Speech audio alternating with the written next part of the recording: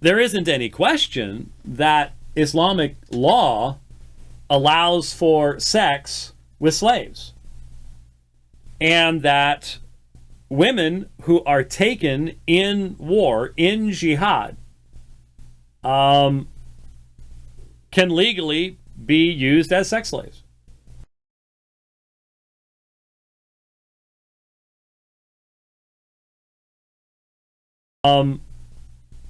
Can legally be used as sex slaves.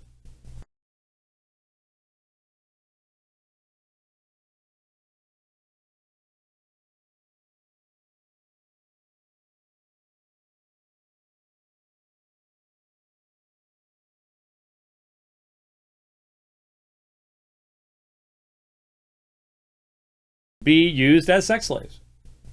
In Exodus, God bestows upon us the rules for selling your daughter as a sex slave. This is the law as approved by God.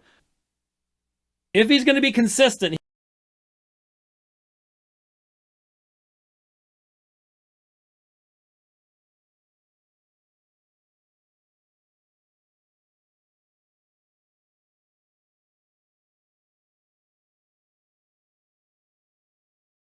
When a man sells his daughter as a slave, she will not be freed at the end of 6 years, as men are. If she does not please the man who bought her, he may allow her to be bought back again, but he is not allowed to sell her to foreigners, since he is the one who broke the contract with her. And if the slave girl's owner arranges for her to marry his son, he may no longer treat her as a slave girl, but he must treat her as a daughter. If he himself marries her and then takes another wife, he may not reduce her food or clothing or fail to sleep with her as his wife. If he fails in any of these 3 ways, she may leave as a free woman without making any payment. if he's going to be consistent, he just needs to just move on along.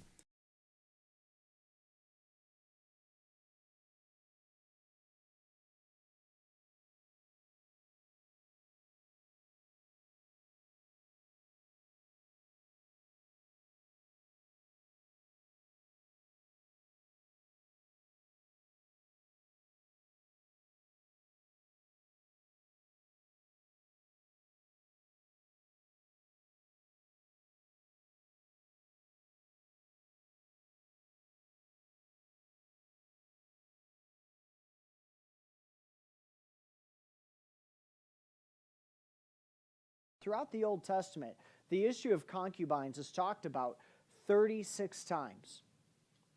36 times you find concubines in the Old Testament. In 2 Samuel chapter 5, verse 13, it says, "Meanwhile, David took more concubines and wives from Jerusalem." Both Matthew and Luke provide genealogies of Jesus Christ, with the intent to establish the Savior as a descendant of David, and thus the legal heir to the throne of the Kingdom of Israel. Both genealogies follow radically different lines from David to Jesus and are problematic in providing a legitimate claim to the throne. Whatever the specific lineage may have been, one thing is certain: the Jews of his time, both friend and foe, universally acknowledged Jesus Christ as a descendant of David. If he's going to be consistent,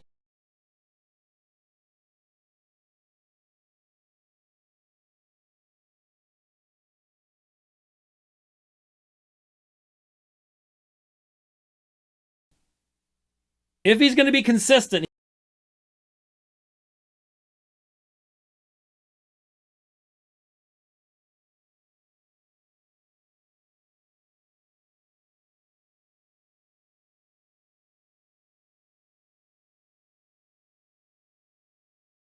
Okay, here's the question. What is the deal with concubines? Have you ever heard about concubines? We'll talk about what they are.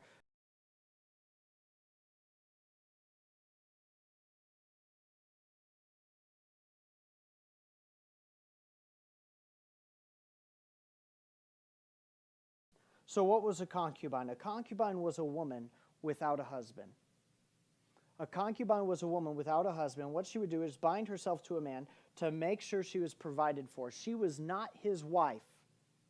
She was not his wife, and while in many respects she shared a relationship with the man like a wife would, the purpose of this relationship was her future. And as crude and as off-putting as this is for us today, for the time and the culture, it was really an advanced system of care. They essentially came up with retirement plans 4,000 years before there was a 401k, Social Security, or nursing home.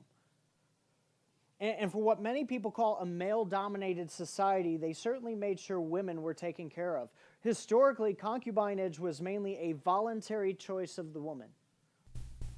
There isn't any question that Islamic law allows for sex with slaves, and that women who are taken in war, in jihad, can legally be used as sex slaves. That's the Sharia.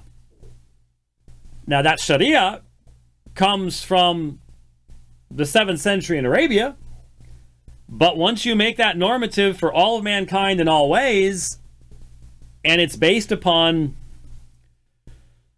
a culture of military conquest, well, then there you go.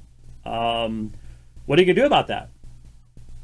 Especially since the concept is, well, the final revelations in the Quran override anything before that, and the problem is the final revelations in the Quran come from the very period of time when Muhammad has reached the height of his power as prophet, as general of the Islamic armies.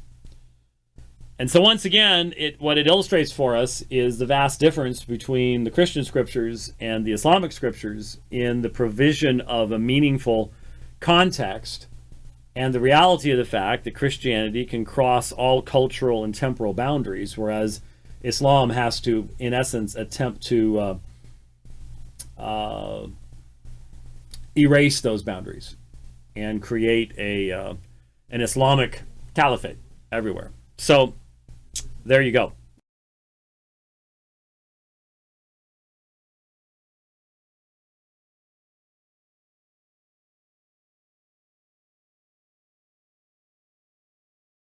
Fifthly, we can say that of the interesting things of our law is that it created a legal framework that incorporates treatment of riqs and amas, but it doesn't require their existence. So if we eliminate the whole institution of abs and amas, the Islamic Sharia is still valid and intact. There is no legislation that requires an abd. There's no legislation that requires the existence of this institution, and therefore, in our times, when there is no such institution as slavery, Islamic law is full and valid, and it doesn't need their existence. And this is an amazing point, in my opinion, that clearly demonstrates that Allah Azza wa Jal intended for this institution to be something that is not necessary and required. If it's there, there are laws that governed it for 11, 12 centuries. Now that it's gone, we don't need, those institutions don't need to be brought back. And that's why I don't know of any scholar in our times that is calling for this institution to come back. We can't really get into, but I thought I'd mention it. A number of articles hit today. Islamic State offering sex slaves as prizes in Quran reciting contests. Now, once again, my Western Muslim friends will look at this and will roll their eyes and say, how horrible, how non-Islamic, you shouldn't raise these issues, this doesn't represent Islam. But to be honest, and honest with the history that is recorded in the Hadith, in the Sunnah of the Prophet, as you all would put it, is this really non-Islamic? I mean, I know there's one Hadith, it's repeated dozens of times between Bukhari and Muslim. I'm not sure if it's in Abu Dawood and so on and so forth, but it's in both Bukhari and Muslim.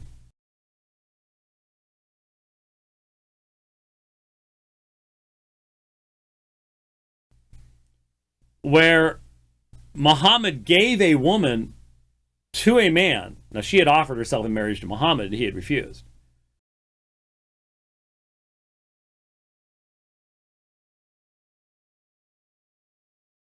But he gave her in marriage to a very poor man in return for memorization of the Quran. And like I said, this is actually the story that I've used as an illustration of how the way that I read the hadith, which was recording them into MP3 from text. So there's no way to skip anything. So when you're reading a book and you come across the same story you've already read 13 times before, you can just skip over it and move to the next one.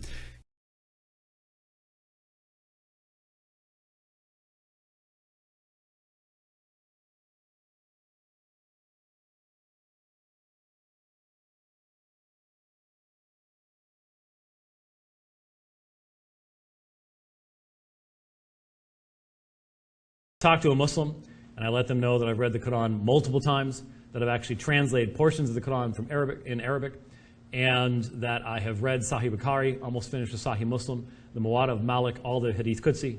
That's about, at that point, their jaws drop open, because most of them have never done anything even close to that. Most of their imams have not done that much reading. And so they're just like, you're kidding me. You're kidding me. Is every cab ride I have taken recently has had a Muslim cabbie. Mm-hmm. And we have had fascinating conversations because I am able to narrate the Islamic hadith. And they've never met a Christian that could narrate to them the way their imams narrate to them from the hadith. You're kidding me. You're kidding me. I am able to narrate the Islamic hadith. And they've never met a Christian that could narrate to them the way their imams narrate to them from the hadith. You're kidding me.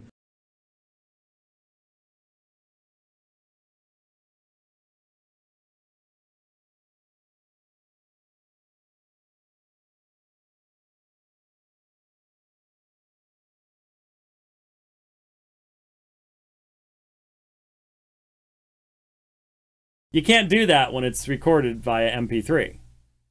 My iPod is in my jersey. I can't reach back there to play around with it.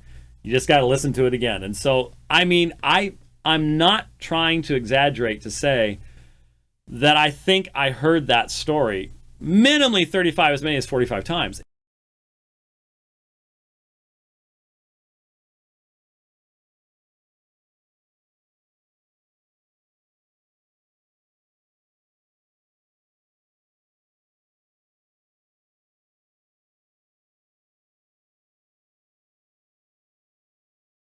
It is repeated that often. So you have precedent in the hadith for the giving of a woman in marriage by Muhammad based upon memorization of a portion of the Quran.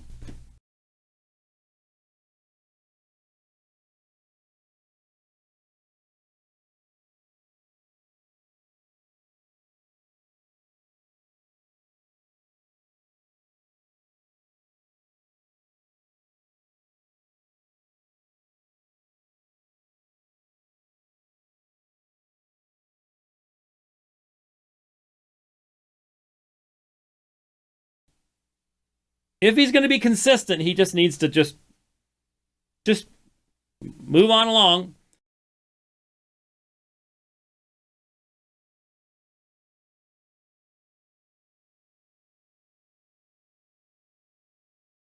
Short answer, yes. Long answer, yes.